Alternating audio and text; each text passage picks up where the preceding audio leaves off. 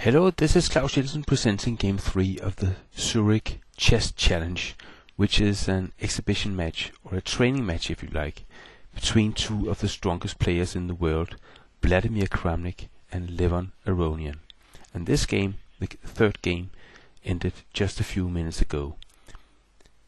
The match is scheduled for 6 games. Time controls are 2 hours for 40 moves, and there's a very special rule in this match.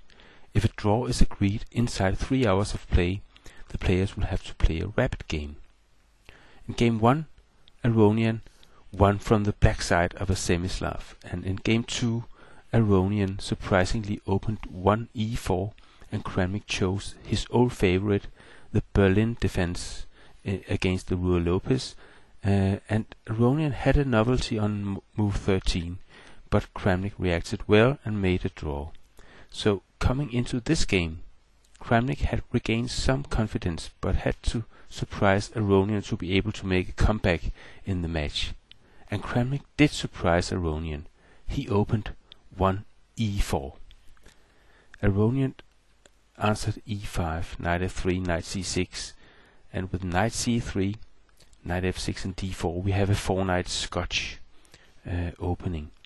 E takes d4, knight takes d4, and with bishop c5, Aronian said he played this line in hope that Kramnik would not have looked at this line, and that his experience in this line is minimal. Bishop e3 from Kramnik, bishop b6, queen d2, and this is a very sharp move from Kramnik. He wants to castle queenside and go for an attack.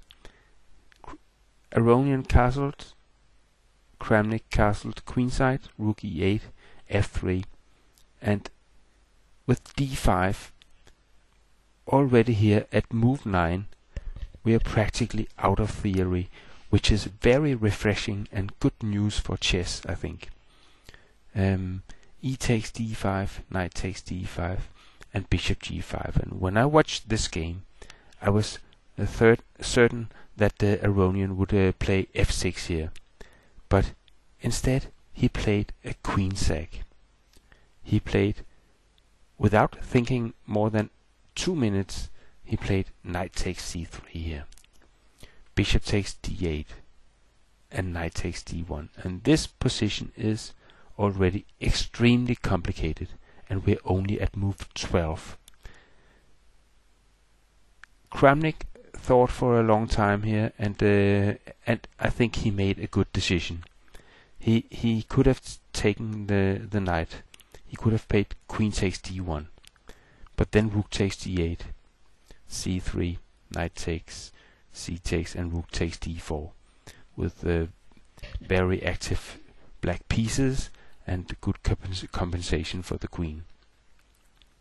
He could also have played king takes d1, but then rook takes d8, and again there's an unpleasant pin in the d file, and black is actually winning here. He could also have played knight takes c6, but then bishop e3 would win back the queen. So it was wise of Kramnik to play bishop takes c7 in this position. Bishop takes c7, knight takes c6, knight e3, and now comes a very strong move from Kramnik. He plays bishop b5, and after b takes c6, bishop takes c6, knight c4, queen d4, bishop e6, bishop takes a8, bishop b6.